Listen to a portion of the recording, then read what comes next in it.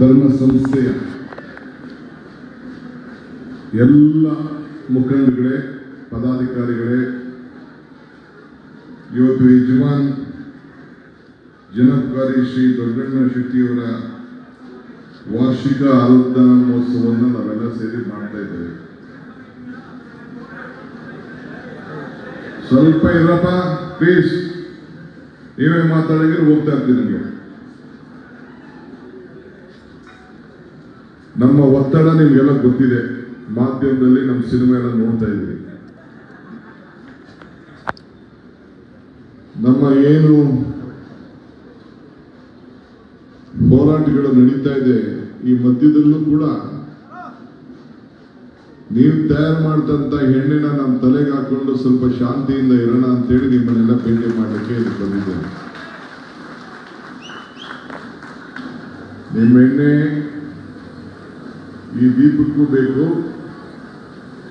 ನಮ್ಮ ಅಡುಗೆಗೂ ಬೇಕು, ತಲೆಗೂ ಬೇಕು. ದೀಪ ಉರಿಯೋದು ಬೆಳಕು ಕಾಣ್ತದೆ ಹೊರತು ದೀಪನೂ ಕಾಣೋದಿಲ್ಲ, ಬತ್ತಿನೂ ಕಾಣೋದಿಲ್ಲ. ಅಂದ್ರೆ ನಿಮ್ಮ ಬದುಕಿನಲ್ಲಿ ಅಷ್ಟು ಶ್ರಮ ಇರ್ತದೆ. ಆ ಶ್ರಮವನ್ನ,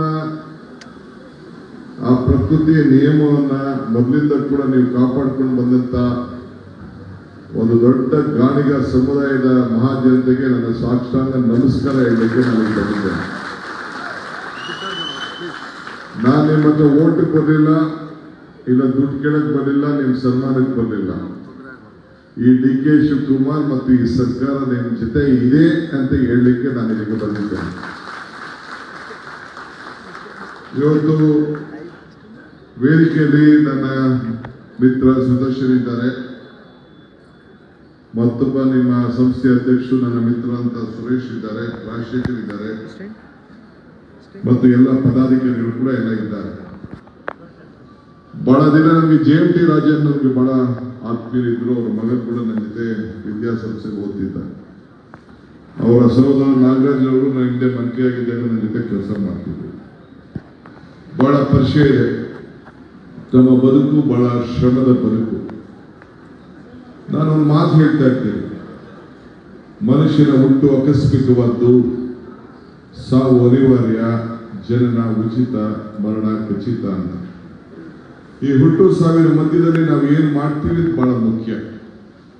ಹಂಗೆ ಇವತ್ತು ಈ ಸಂಸ್ಥೆಯ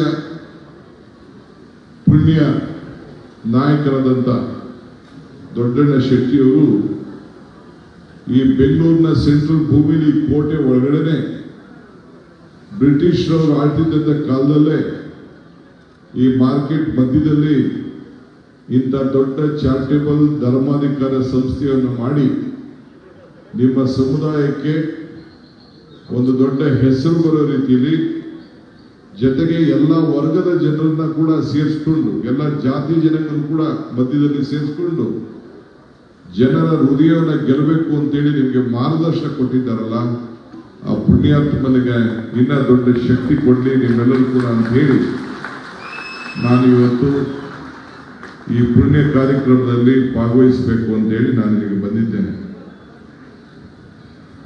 ನಮ್ಮ ಬದುಕು ಯಾವುದು ಶಾಶ್ವತ ಇಲ್ಲ. ನಾವು ಯಾರು ಯಾವ ಅರ್ಜಿಯಲ್ಲಿ ಹುಟ್ಟಬೇಕು ಅನ್ನೋದು, ಜಾತಿಯಲ್ಲಿ ಹುಟ್ಟಬೇಕು, ಧರ್ಮದಲ್ಲಿ ಹುಟ್ಟಬೇಕು ಅಂತ ಹೇಳಿ ಗೊತ್ತಿಲ್ಲ. ಮರಕ್ಕೆ ಬೇರೆ ಎಷ್ಟು ಮುಖ್ಯನೋ ಮನುಷ್ಯನಿಗೆ ನಂಬಿಕೆ ಕೂಡ ಅಷ್ಟು ಮುಖ್ಯ. ಹಂಗೆ ಇವತ್ತು ನೀವು ನಮ್ಮ ಯಜಮಾನ್ ದೊಡ್ಡಣ್ಣ ಶೆಟ್ಟಿಯವರ ಆರಾಧನೆಯನ್ನ ಮಾಡೋ ಮುಖಾಂತರ ನಿಮ್ಮ ಧರ್ಮ ಉಳಿಸ್ಕೊಳ್ಳಿಕ್ಕೆ, ಅವರು ಮಾಡಿಕೊಟ್ಟಂತ ಮಾರ್ಗದರ್ಶನದಲ್ಲಿ ನೀವು ಕೂಡ ಬೆಳಲಿಕ್ಕೆ, ಇವತ್ತು ನಿಮ್ಮ ವೃತ್ತಿಯನ್ನ ಕಾಪಾಡಲಿಕ್ಕೆ ನೀವೆಲ್ಲ ಇಲ್ಲಿ ಸೇರಿದ್ದೀರಿ. ನಾನು ಗಂಟುಗಟ್ಟಲೆ ಇರಬೇಕು, ನಿಮ್ಮ ಜೊತೆ ಪಾಲ್ಗೊಳ್ಬೇಕು ಅನ್ನೋದು ನನಗೆ ರಾಮಲಿಂಗಾರೆಡ್ಡಿಯವ್ರಿಗೆ ಆಸೆ. ಅಲ್ಲಿ ಮಂಡ್ಯ ಜನ ಕಾಯ್ತವ್ರೆ, ಕೆಲವೆಲ್ಲ ನಡ್ಕೊಂಡು ಹೋಗ್ತಾ ಇದ್ದಾರೆ. ನೀವು ಎಣ್ಣೆ ತೆಗೆದುಕೊಂಡು ಪಾಪ ಕಾಲ್ಗೀಳು ಪಾದಯಾತ್ರೆ ಇರೋರಿಗೆ ಕೂಡ ಕೊಡೋಣ ಅಂತೇಳಿ ಸ್ವಲ್ಪ ಉಳ್ಕೊಂಡಿದ್ದೆ ನಾನು.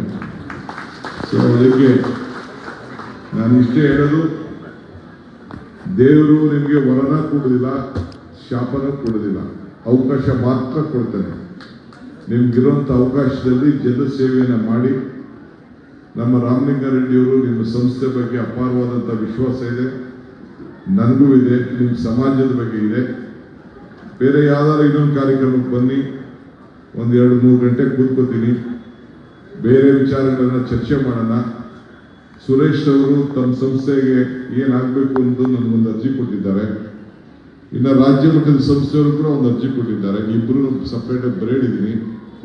ನಾನು ಸರ್ಕಾರ ರಾಜಶೇಖರ್ ಅವರು ಏನು ಇಬ್ರು ಕೂತ್ಕೊಂಡು ನಾನು ರಾಮಲಿಂಗಾರೆಡ್ಡಿ ಕೂತ್ಕೊಂಡು ನಿಮ್ಗೆ ಸಹಕಾರ ಕೊಡಬೇಕು. ತುಳಿತಕ್ಕೆ ಒಳಗಾದಂಥ ಸಮಾಜ, ತುಳಿತ ಕೊಡಾಗಿದೆ ಅಂತೇಳಿ ಎದೆ ಕೂತ್ಕೊಳ್ಳೋದು ಬೇಡ.